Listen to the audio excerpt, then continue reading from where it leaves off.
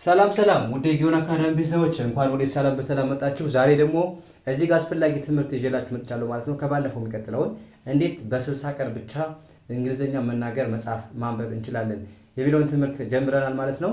እሱን ቻሌንጅ ከጀመርን ዛሬ ሁለተኛ ቀናችን ወይም ክፍል ሁለትን ይዤላችሁ የመጣው ማለት ነው። መጀመሪያ ቤዚክ እንግሊዝ በዋናነት ማወቅ ያለባችሁ መሰረታዊ እንግሊዝኛ የሚባሉትን መጀመሪያ ማወቅ አለባችሁ። ትላንትና ምን አይተናል? ዩ አይ ዘይ ዊ የሚሉትን እነሱን እንዴት በቀላል መንገድ ተጠቅመን አረፍተ ነገሮችንም ሆነ እንዴት ከሰዎች ጋር ኮሚኒኬት ማድረግ እንደምንችል አይተናል ማለት ነው። ዛሬ ደግሞ ምንድነው የምናየው? እንደዚህ ተጠቅመን ኤት ሂ ሺ የሚሉትን ተጠቅመን እንዴት በቀላል መንገድ እንግሊዝኛን መናገር እንችላለን ማለት እንዴት ከሰዎች ጋር መግባባት እንችላለን የሚለውን በደንብ እናያለን ማለት ነው። አሁን እዚህ ጋር የምታዩቸው ኢት ማለት ምን ማለት ነው? ለነገሮች ነው የምትጠቀሙት። ኢት ስትሉ ምን ማለታችሁ ነው? ይሄ እንደዚህ ነው ለማለት ስትፈልጉ፣ ይሄ እንደዚህ ነው፣ ይሄ ነው ለማለት ስትፈልጉ ማለት ነው። ለነገሮች እንደዚህ ነው ማለት ስትፈልጉ ምን ትላላችሁ ማለት ነው? ኢትን ትጠቀማላችሁ ማለት ነው። ከዛ የሚወስደው ማን ነው? ኤት ብላችሁ ኤዝ ነው የሚወስደው። እሺ ኤት ኤዝ ነው የሚባለው። ኤት ኤዝ ነው የሚባለው ብያችኋለሁ። ኤት ኤዝ። ከዛ ሂ ኢዝ ነው የሚባለው። እዚህ ጋር ኢዝ ነው የምትጠቀሙት። ሂ ኢዝ እንደዚህ ነው። ሂ ማለት ነው እሱ። ስለዚህ እሱ እንደዚህ ነው ስትሉ ሂ ኢዝ ነው የምትሉት። ሂ አር አይባልም ማለት ነው። ሂ ምንድነው? እሷ። ሂ ማለት እሱ ማለት ነው። ሺ ማለት ደግሞ ምንድነው? እሷ። አሁንም ማን ነው የሚወስደው ማለት ነው? ኢዝ ነው የሚወስደው። ሺ ኢዝ ነው የምትሉት። እሷ እንደዚህ ነች፣ እሷ እንደዚህ ነች ለማለት ስትፈልጉ ሺ ኢዝ ብላችሁ የሆነችውን ነገር አሁን በማን እንጀምራለን? ሺ በሺ ሺን መጀመሪያ ያንክ ለምሳሌ ምን ይላል? ሺ ኢዝ ማይ ማዘር፣ ሺ ኢዝ ማይ ሲስተር ማለት ነው። እስኪ ለምሳሌ አሁን እሷ እህቴ ነች፣ እሷ እህቴ ነች ስትሉ ምን ትላላችሁ? እህት ምንድነው በእንግሊዝኛ? ሲስተር አይደለ? ሺ ኢዝ ማይ ሲስተር፣ ሺ ኢዝ ማይ ሲስተር፣ ሺ ኢዝ ማይ ሲስተር። እሷ እህቴ ነች፣ እሷ እህቴ ነች ብላችሁ በቀላሉ ጻፋችሁ ወይም ተናገራችሁ ማለት ነው። እሷ ዶክተር ነች፣ እሷ ዶክተር ነች። ሺ ኢዝ አ ዶክተር፣ ሺ ኢዝ አ ዶክተር፣ ሺ ኢዝ አ ዶክተር። እሷ ዶክተር ነች፣ እሷ ቆንጆ ነች። ቆንጆ ምንድነው በእንግሊዝኛ? ቢዩቲፉል ኦር ኪዩት ማለት ትችላላችሁ። ስለዚህ ሺ ኢዝ ቢዩቲፉል፣ ሺ ኢዝ ቢዩቲፉል። እሷ ቆንጆ ነች፣ እሷ ቆንጆ ነች ለማለት ስትፈልጉ። እሷ ምግብ ታበስላለች፣ እሷ ምግብ ታበስላለች ስትሉ ምግብ ማብሰል ምንድነው በእንግሊዝኛ? ኩኪንግ አይደለ? ኩክ ማብሰል ነው። ስለዚህ ታበስላለች ስለሆነ ኩኪንግ ትላለች። ሺ ኢዝ ኩኪንግ፣ ሺ ኢዝ ኩኪንግ፣ ሺ ኢዝ ኩኪንግ ማለት ነው። እሷ ታበስላለች አላችሁ ማለት ነው። ያ እሷ ጎበዝ ነች፣ እሷ ጎበዝ ማለት ስማርት፣ ብሪላንት፣ ክሌቨር ማለት ትችላላችሁ። ስለዚህ ሺ ኢዝ ክሌቨር፣ ሺ ኢዝ ብሪላንት፣ ሺ ኢዝ ስማርት ማለት ትችላላችሁ ማለት ነው። እሷ ቤት ነች፣ እሷ ቤት ነች ስትሉ ቤት ምንድን ነው በእንግሊዝኛ? ሆም። ስለዚህ ሺ ኢዝ አት ሆም፣ ሺ ኢዝ አት ሆም፣ ሺ ኢዝ አት ሆም። እሷ የት ነች? ቤት ነች፣ ቤት ነች። እች አት የግድ መግባት አለባት ማለት ነው። ምክንያቱም ሺ ኢዝ ሆም ካላችሁ እሷ ራሷ ቤት ነች እያላችሁ ነው ማለት ነው። ስለዚህ ሺ ኢዝ አት ሆም፣ እሷ ቤት ነች ብላችሁ በቀላሉ መግለጽ ቻላችሁ ማለት ነው። ያ ወደ ቀጣይ ላይ ለምሳሌ ይሄ ገብታችኋል ብዬ አስባለሁ። እሷ እንዲህ ነች ስትሉ ምን ትላለች ማለት ነው? ሺ ኢዝ ነው የምትሉት። ሺ ኢዝ፣ ሺ አር አይባልም። ሺ ኢዝ። ያ ይሄ ከገባችሁ እንለፍ ወደ ቀጣይ።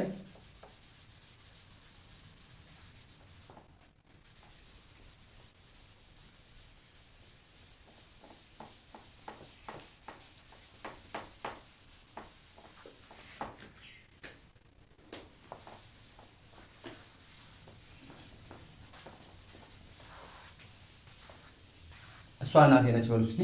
እሷ እናቴ ነች፣ እሷ ተማሪ ነች፣ እሷ እናቴ ነች፣ እሷ ተማሪ ነች፣ እሷ መልካም ሰው ነች፣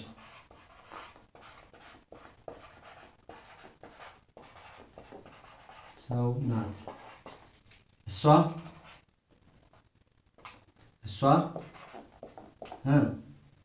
እሷ ባለ ትዳር ናት በሉ እስኪ። እሷ ባለ ትዳር ናት፣ እሷ ባለ ትዳር ናት ወይም አግብታለች። እሺ እሷ እሷ እሷ ቤት ነች። እሷ መዝናኛ ቤት ናት፣ ውስጥ ናት። እሷ መዝናኛ ናት። መዝናኛ ቦታ ውስጥ ናት። ሌላስ እሷ ምንድን ናት ያላችሁ? እሷ እህቴ ናት ብላችኋል። እሷ ተማሪ ነች። እሷ ደስተኛ ነች ማለት ትችላላችሁ። እሷ ደስተኛ ናት። እሷ ደስተኛ ናት። አሁን ይህን እንጻፍ። እሷ እናቴ ነች። ሺ ኢዝ ማይ ማዘር። ማዘር ታውቃላችሁ፣ እናቴ። ማይ ማለት የኔ አይደለ? ስለዚህ ሺ ኢዝ ማይ ማዘር። ሺ ኢዝ ማይ ማዘር። ሺ ኢዝ ማይ ማዘር ስትሉ ምን ትላላችሁ ማለት ነው? ሺ ኢዝ ማይ ማዘር። እሷ የኔ እናት ነች፣ እሷ እናቴ ነች አላችሁ ማለት ነው። እሷ ተማሪ ነች። ተማሪ ምንድን ነው በእንግሊዝኛ? ስቱደንት አይደለ? ስለዚህ ሺ ኢዝ ኤ ስቱደንት። ሺ ኢዝ ኤ ስቱደንት። ሺ ኢዝ ኤ ስቱደንት። ማርከሬ በደንብ እንትን እያለ አይደለም፣ እየጻፈ አይደለም ማለት አይታይም። እሺ ሺ ኢዝ ስቱደንት ምንድን ነው አልኳችሁ? ተማሪ። ሺ ኢዝ ስቱደንት፣ እሷ ተማሪ ነች ስትሉ ሺ ኢዝ ስቱደንት ላላችሁ ማለት ነው። እሷ መልካም ሰው ናት። መልካም ሰው ምንድን ነው በእንግሊዝኛ? መልካም ምንድን ነው? ካይንድ ማለት ይችላል። ሰው ማለት ፐርሰን ማለት ነው። ስለዚህ ሺ ኢዝ በቃ በዚህ መልኩ ጻፍላችሁ። ይቅርታ ተመሳሳይ ሲሆንባችሁ እንትን እንዳይላችሁ ብዬ ነበር። ማርከሩ እየጻፈልኝ አይደለም። ሺ ኢዝ ኤ ካይንድ። ካይንድ ምንድን ነው አልኳችሁ? መልካም ሰው ወይም ደግ። ፐርሰን ማለት ሰው። ፐርሰን። ሺ ኢዝ ካይንድ ፐርሰን። ሺ ኢዝ ካይንድ ፐርሰን። ሺ ኢዝ ካይንድ ፐርሰን። እሷ መልካም ሰው ናት። እሷ ባለትዳር ናት። ሺ ኢዝ ወይም አግብታለች። ሺ ኢዝ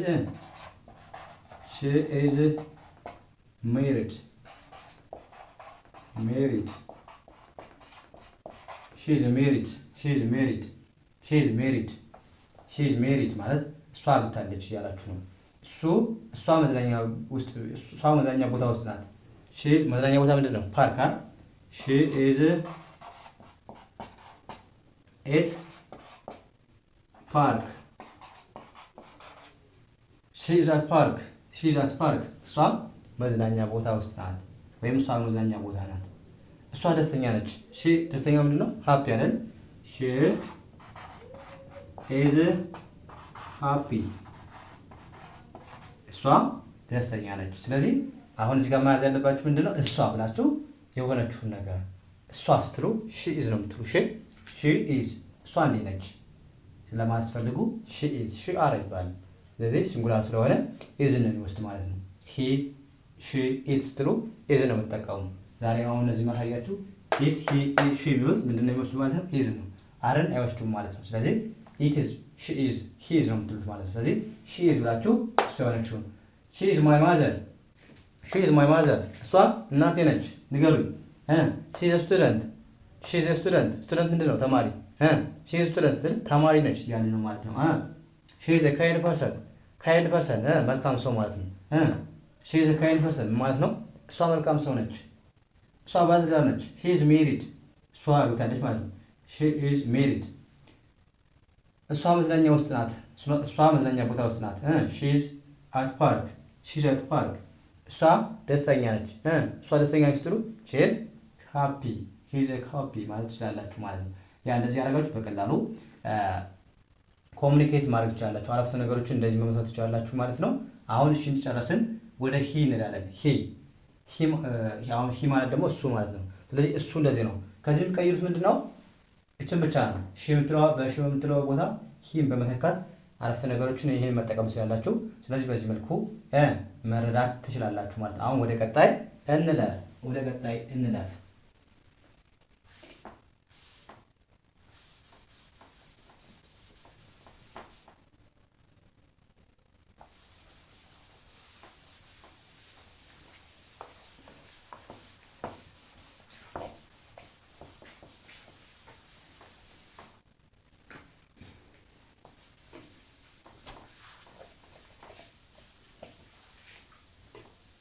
ያ አሁን ለምሳሌ እሱ አባቴ ነው በሉ።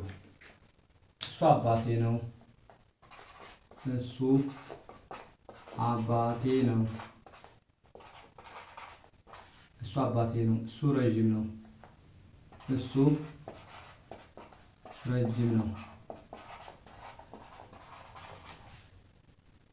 እሺ ሌላስ? እሱ ወንድሜ ነው። አይ እሱ ተማሳይ ነው። አባቴ ነው እንደው ብራዘር ስለምታውቁ ችግር የለውም። ሌላ ነገሩኝ። እሱ ረጅም ነው። እሱ ምግብ ያበስላል። እሱ ጠንካራ ነው። እስኪ እሱ ምግብ ያበስላል። እሱ ጠንካራ ነው።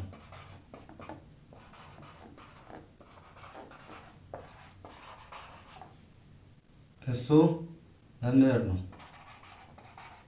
እሱ መምህር ነው። እሱ መምህር ነው። 1 2 3 4 5 አንድ ጨምር። እሱ ትዕግስተኛ ነው።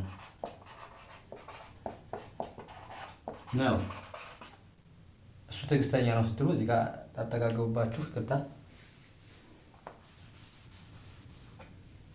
እሱ ትዕግስተኛ ነው።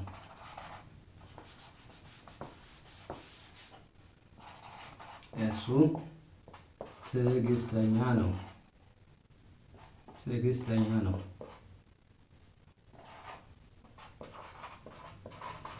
እሱ ትዕግስተኛ ነው ስትሉ ምን ትላላችሁ ማለት ነው? ትዕግስተኛ ነው። እሺ ምን ትላላችሁ? እሱ አባቴ ነው ስትሉ he is my father. He is my father. እሱ አባቴ ነው። እሱ ረጅም ነው ስትሉ ምን ትላላችሁ? he is ረጅም ምንድን ነው? he is ረጅም ምንድን ነው አልኳችሁ? tall. he is tall. እሱ ረጅም ነው። እሱ ምግብ ያበስላል። he is ምግብ ማብሰል ምንድን ነው? he is cooking.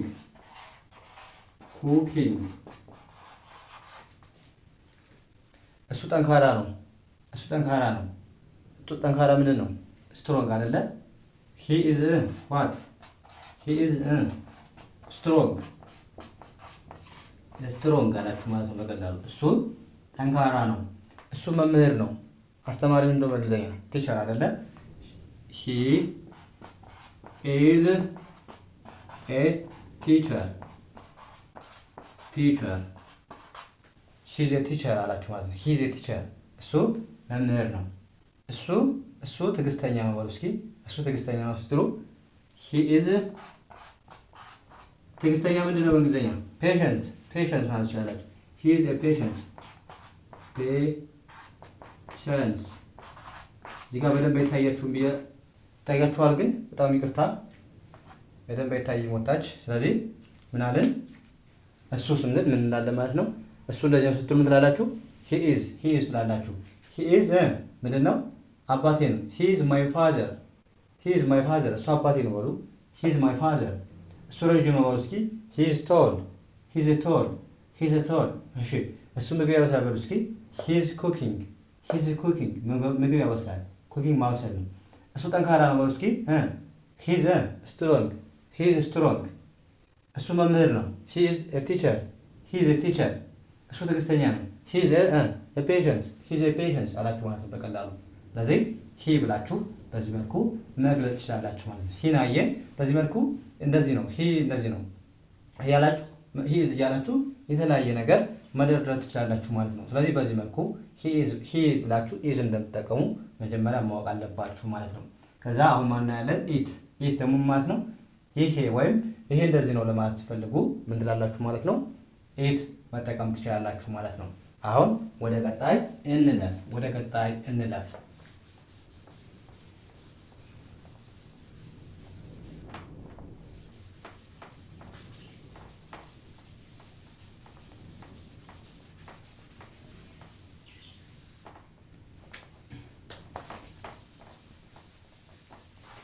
ለምሳሌ ይሄ እንደዚህ ነው ለማለት ስትፈልጉ ኢት ኢዝ ነው የምትሉት ማለት ነው። አሁን ኢት ብላችሁ ኢዝን ትጠቀማላችሁ ማለት ነው። እንዳሁን ሂ ሂ ብለን ማንን ተጠቀምን?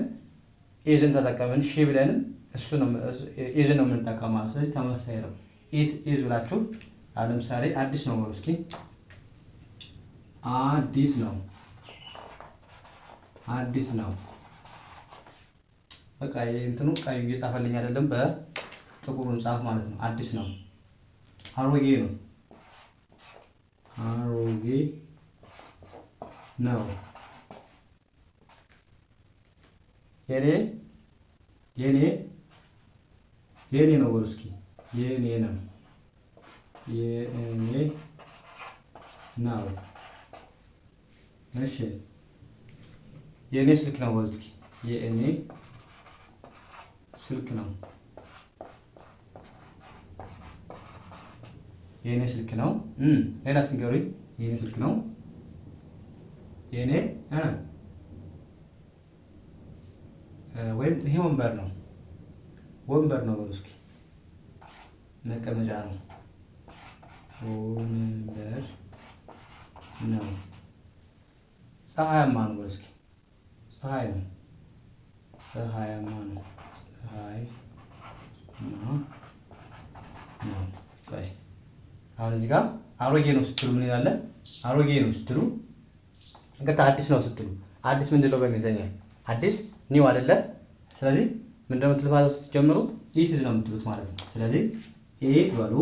ኢት ኢዝ ኒው፣ አዲስ ኒው ማለት ነው። ኢት ኢዝ ኒው፣ ኢት ኢዝ ኒው፣ ኢት ኢዝ ኒው አዲስ ነው አላችሁ ማለት ነው በቀላሉ። አሮጌ ምንድን ነው በእንግሊዝኛ? ኦልድ አይደለ? ስለዚህ ኢት ኢዝ በሉ። ኢት ብላችሁ የምትነሱ ኢት ኢዝ ኦልድ። እዚህ ጋር አሁን ማለት ያለባችሁ ምንድን ነው? ኢት ኢዝ ካላችሁ ለነገሮች ነው፣ ለሰው ምናምን አትጠቀሙም፣ ለነገሮች ነው። ይሄ እንደዚህ ነው ለማለት የምትጠቀሙ ማለት ነው ኢትን። ስለዚህ ኢት ኢዝ ካላችሁ ይሄ እንደዚህ ነው፣ ይሄ እንደዚህ ነው፣ ይሄ እንደዚህ ነው የሚሆነው ለማለት ስትፈልጉ ኢት ኢዝ ማለት አለባችሁ ማለት ነው። እንደዚህ ነው። አሁን ኢት ኢዝ ኦልድ ምንድን ነው አልኳችሁ? አሮጌ ነው። የኔ ነው፣ የኔ ነው። የኔ ምንድን ነው? ማይ ወይም ማይን በሉ። ስለዚህ ኢት ኢዝ ማይ ማለት የኔ፣ ማይ የኔ ነው፣ ይሄ የኔ ነው ስትሉ አሁን ኢት ኢዝ ማይን፣ ኢት ኢዝ ማይን ትላላችሁ። ማይን ማለት የኔ፣ የኔ ብቻ ማለት ነው። ያ የኔ ስልክ ነው በሉ እስኪ። የኔ ስልክ ነው። ስልክ ምንድን ነው በእንግሊዝኛ? ፎን። ስለዚህ ኢት ብላችሁ ኢት ኢዝ ማይ ፎን፣ የኔ ስልክ ነው አላችሁ ማለት ነው በቀላሉ። ኢት ኢዝ ማይ ፎን፣ ኢት ኢዝ ማይ ፎን። አሁን ለስልክ ስልክ አሁን ለነገሮች ነው ወይም ቁስ ነው። ስለዚህ ምን ነው የምትጠቀሙት ማለት ነው? ለነገሮች ከሆነ ኢትን ትጠቀማላችሁ። ሺ ኢት ምናምን አያገባም። ስለዚህ ሂ ምናምን የለም። እዚህ ጋር ኢትን ትጠቀማላችሁ ማለት ነው። ወንበር ነው። ወንበር እንደው በእንግሊዝኛ ቼር አይደለ? ኢት ኢዝ ቼር። ኢት ኢዝ ኤ እዚህ ጋር ኤ አለች። ኤ ቼር፣ ኢት ኢዝ ኤ ቼር፣ ኢት ኢዝ ኤ ቼር። ወንበር ነው፣ ወንበር ነው። ፀሐያማ ነው በሉ እስኪ። ፀሐያማ ነው። ፀሐይ ምንድን ነው በእንግሊዝኛ? ሰን አይደል? ፀሐያማ ሲሆን ደግሞ ምን ይሆናል? ሰን። ይቅርታሽ። ስለዚህ ኢት ኢዝ ሰኒ፣ ኢት ኢዝ ሰኒ፣ ኢት ኢዝ ሰኒ ብላችሁ በቀላሉ እችን ዳብል አድርጓት ወይ ኢት ኢዝ ሰኒ ማለት ትችላላችሁ። ኢት ኢዝ ሰኒ፣ ኢት ኢዝ ሰኒ ማለት ፀሐያማ ነው፣ ፀሐያማ ነው ብላችሁ በቀላሉ መለሳችሁ ማለት ነው። መለሳችሁ። አሁን ደግሞ ወደ ቀጣይ እንሂድ። ለምሳሌ ምን ማለት እንችላለን? የፈለጋችሁን ኢት ኢዝ እንደዚህ ነው ብላችሁ መግለጽ ትችላላችሁ ማለት ነው። ለምሳሌ ቀዝቃዛ ነው በሉ እስኪ። ቀዝቃዛ ነው ስትሉ አሁን ምን ትላላችሁ? ቀዝቃዛ ነው። ደመናማ ነው፣ ደመናማ ነው።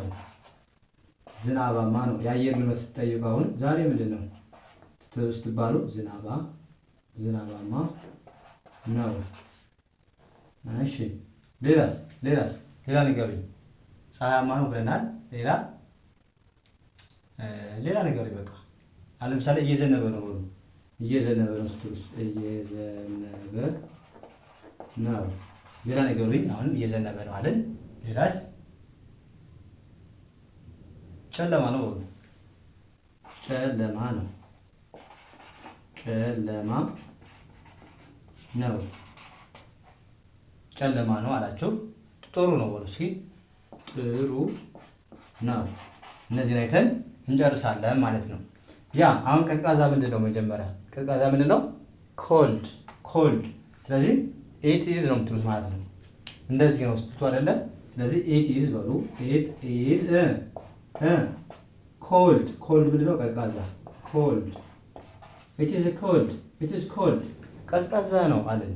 ቀዝቃዛ ነው። ኢት ኢዝ ደመናማ ነው። ደመናማ ነው ስትሉ ደመናማ ምንድን ነው? ደመና ምንድን ነው? መጀመሪያ ክላውድ አይደለ? ክላውድ ትላላችሁ። ኢት ኢዝ ክላውዲ ኢት ኢዝ ክላውዲ። እሱ ምንድን ነው? ደመናማ ነው አለን። ደመናማ ነው አለን ማለት ነው። ክላውዲ ማለት ደመናማ ማለት ነው። ዝናባማ ነው። ዝናብ ምንድን ነው? በእንግሊዝኛ ሬን አይደለ? ሬን ማለት ነው። ስለዚህ ኢት ኢዝ ሬኒ በሉ። ኢት ኢዝ ሬኒ ሬኒ ምንድን ነው አላችሁ?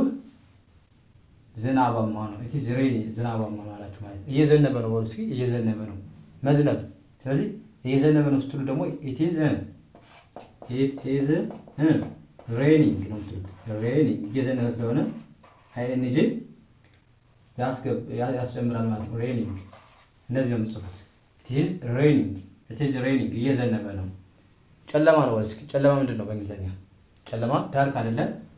ኢት ኢዝ ዳርክ ዳርክ ኢት ኢዝ ዳርክ ጨለማ ነው። ጨለማ በእንግሊዝኛ ዳርክ። ጥሩ ነው ጥሩ ነው በሉ። ኢት ኢዝ ጥሩ ምንድን ነው? ጉድ ኢት ኢዝ ጉድ ጥሩ ነው ብላችሁ በቀላሉ ጻፋችሁ፣ ወይም የእንግሊዝኛ እንትናችሁን አረፍተ ነገራችሁን መሰረታችሁ ማለት ነው። ያ አሁን እስኪ ንገሩኝ። ኢት ኢዝ ኮልድ ምን ማለት ነው? ኢት ኢዝ ኮልድ ኢት ኢዝ ኮልድ ቀዝቃዛ ነው ቀዝቃዛ ነው። ኢት ኢዝ ክላውዲ ኢት ኢዝ ክላውዲ ምን ማለት ነው? ደመናማ ነው ደመናማ ነው። ኢት ኢዝ ሬኒ ኢት ኢዝ ሬኒ ዝናባማ ነው። ኦኬ ኢት ኢዝ ሬኒንግ ኢት ኢዝ ሬኒንግ እየዘነበ ነው በሉ። እየዘነበ ነው ስትሉ ኢት ኢዝ ሬኒንግ ትላላችሁ ማለት ነው። ጨለማ ነው። ኢት ኢዝ ዳርክ ኢት ኢዝ ዳርክ ዳርክ ጨለማ። ኢት ኢዝ ዳርክ ጥሩ ነው ጥሩ ነው በሉ እስኪ። ጥሩ ነው ስትሉ ይሄ ኢት ኢዝ ጉድ ኢት ኢዝ ጉድ ኢት ኢዝ ጉድ ማለት ትችላላችሁ። ያ አሁን ዛሬ ምን አየን ማለት ነው? ቤዚክ እንግሊሽ ወይም መሰረታዊ እንግሊዝኛ የሚባሉትን ከትላንትና ጀምረን እያየን ነው ማለት ነው። ትላንትና ምን አይተናል? አይ ዩ ዊ ዜ ቢሉትን አይተናል ማለት ነው። እነሱን በደንብ አይተናል፣ አረፍተ ነገሮችን እየመሰረትን። ዛሬ ደግሞ ምን አየን ማለት ነው? ኢት ሂ ሺ ቢሉትን ተጠቅመን ማንን እንደሚወስዱ አይተናል ማለት ነው። ኢት ሂ ሺ ከሆነ ኢዝ ነው የምንጠቀም፣ አር አንጠቀም ማለት ነው። ስለዚህ ኢት ኢዝ ብላችሁ ለነገሮች ነው ኢት የምትጠቀሙት። ለምንድን ነው? ለነገሮች ነው። ሺ ማለት ደግሞ እሷ እሷ እንደዚህ ነች ለማለት ስትፈልጉ ሺ እንጠቀማላችሁ። እሱ እንዲህ ነው ስትሉ ደግሞ ማን እንጠቀማላችሁ ማለት ነው? ይቅርታ ሂን ትጠቀማላችሁ። ሂ ማለት እሱ እንደዚህ ነው ማለት ነው።